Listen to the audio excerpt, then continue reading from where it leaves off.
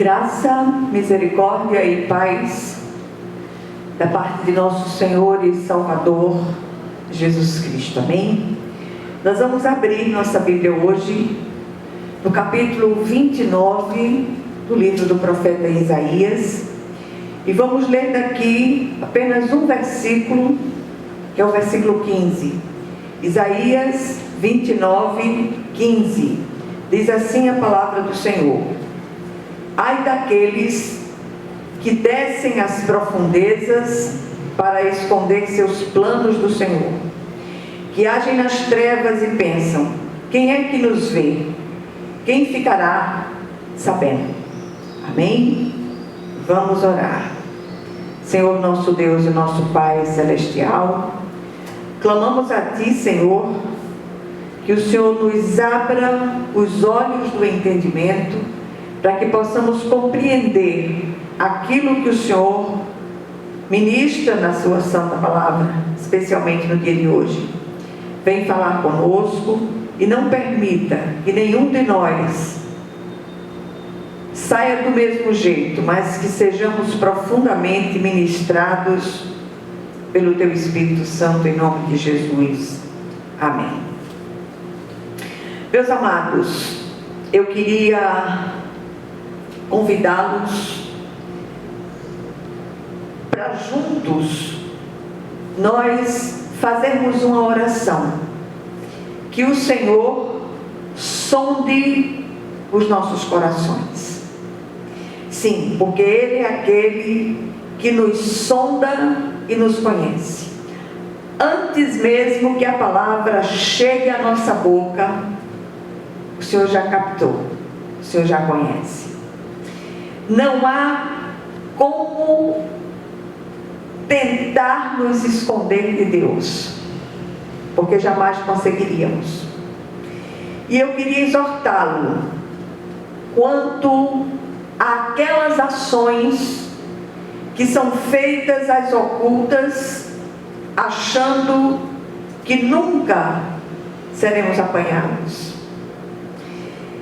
O texto todo fala da cegueira espiritual e da hipocrisia do povo. O mais interessante e grave aqui é que não se trata daqueles que, pelo menos de maneira visível, estão fora dos guetos religiosos. Muito pelo contrário. Desde tempos ancestrais, que tanto a cegueira quanto a hipocrisia têm sido encontradas no meio do povo chamado pelo nome do Senhor. O que é lamentável e trágico sob todos os aspectos. Não há nada mais perigoso do que brincar de ser cristão. Quantos têm levado vidas duplas, achando que nunca serão apanhados? Todos os dias nós ouvimos histórias, nós ouvimos relatos, e esses relatos e essas histórias fazem com que tremamos nas bases. Ninguém está livre de prevaricar, ninguém está livre de perder o prumo estabelecido por Deus. Então é preciso que cada um de nós estejamos atentos, não à vida do outro, mas à nossa própria vida. A aparência de piedade pode impressionar alguns por algum tempo, mas não convence o Senhor. O Senhor é aquele que sonda e conhece os nossos corações. Não há nada, absolutamente nada, que esteja oculto aos olhos prescrutadores do nosso Deus. O versículo fala da cegueira e da hipocrisia do povo chamado pelo nome do Senhor. O texto diz: ai daqueles que descem às profundezas para esconder seus planos do Senhor, que agem nas trevas e pensam: quem é que nos vê? Quem ficará sabendo?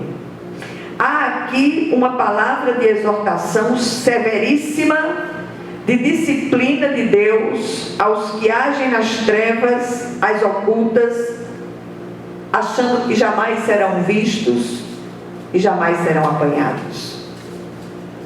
Do lado de cada eternidade estamos todos em obras. E eu me incluo nisso. Nenhum de nós está fora do olhar prescrutador do nosso Deus.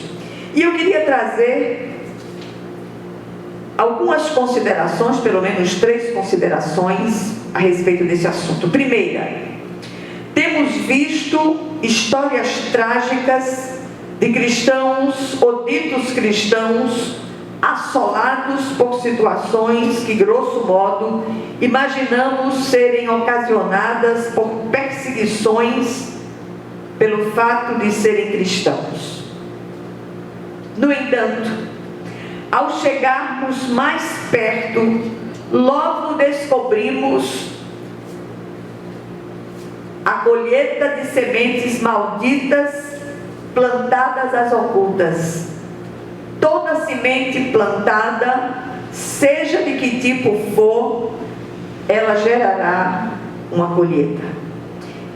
Portanto, cuidado com as sementes. Cuidado com as sementes que você tem escolhido e plantado. Cuidado com as sementes que nós todos temos escolhido e plantado.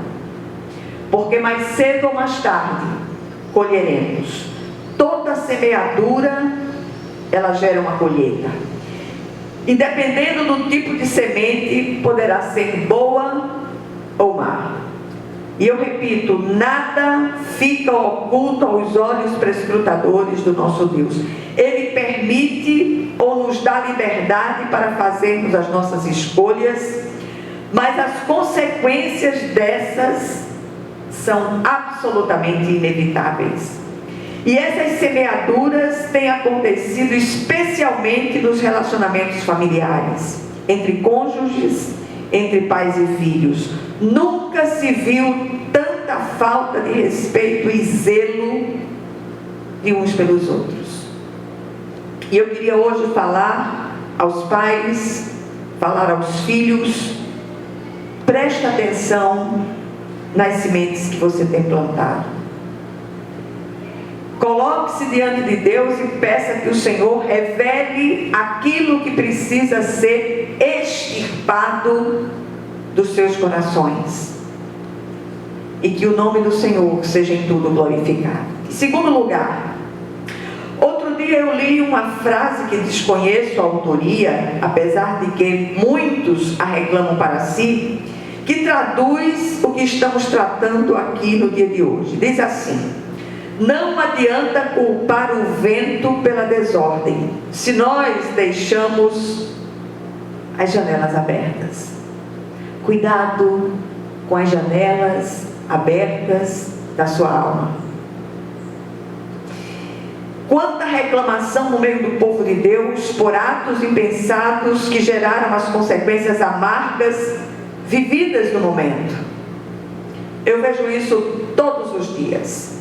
Sementes benditas geram frutos benditos. Do mesmo modo, as sementes malditas geram frutos malditos. Cada semente produz segundo a sua espécie. Assim, quanta amargura seria evitada se trocássemos a reclamação pelo reconhecimento de pecado e o arrependimento seguido da confissão e abandono do mesmo. Enquanto do lado de cada eternidade estamos no tempo da oportunidade de mudanças profundas. O desejo do nosso coração é que essas mudanças aconteçam, e se estamos aqui ainda, todos nós temos mudanças a serem feitas, a serem efetuadas. Que nos deixemos ministrar pelo Espírito de Deus, através dessa palavra bendita, que os nossos corações sejam tocados por ela, e que nos deixemos ministrar pelo Espírito de Deus. Em terceiro lugar, o profeta Isaías traz uma dura advertência nesse contexto, especialmente no versículo citado no início. Eu sugiro que vocês leiam todo o capítulo. Ele fala aqui da onisciência de Deus e da severidade em julgar os hipócritas e cegos espirituais ao realizar seus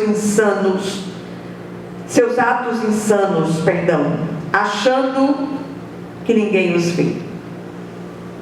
Nada fica oculto aos olhos do nosso Deus. Somos rápidos no gatilho para acusar o irmão, para criticar e para nos levantar como bandeiras de justiça. Quando todos nós indistintamente, do lado de cada eternidade, precisamos ser visitados, tocados e transformados pelo Espírito Santo de Deus. Não há quem possa se esconder ou esconder algo do Senhor. Todas as coisas estão visíveis perante Ele. Antes que a palavra nos chegue à boca, Ele já conhece as intenções do nosso coração. Eu estremeço cada vez que eu leio essa palavra, cada vez que eu escuto essa afirmação de que antes que a palavra nos chegue à boca, o Senhor já conhece. O que é que nós aprendemos aqui nessa brevíssima meditação, brevíssima e oportuníssima meditação? Primeira coisa, tempo de esquadrinhar os nossos caminhos, como diz o profeta Jeremias, e voltarmos ao Senhor. Eu gosto demais da palavra esquadrinhar, porque ela nos remete a uma varredura profundíssima de situações, de lugares, de coisas que estão em nós. Esquadrinhemos os nossos caminhos e voltemos ao Senhor enquanto estamos do lado de cada eternidade. Nós podemos ser chamados a qualquer momento e negligenciamos o tempo da oportunidade. Em segundo lugar, em seu livro das Lamentações, o profeta faz uma pergunta sempre oportuna e pertinente. Ele diz: do que se queixa o homem vivente? Cada um se queixe dos seus próprios pecados.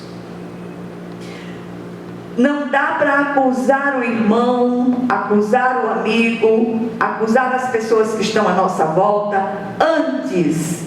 Antes de apontar o dedo, olhemos para a nossa mão e vejamos quantos dedos apontam para nós quando nós estendemos o nosso indicador para acusar o irmão.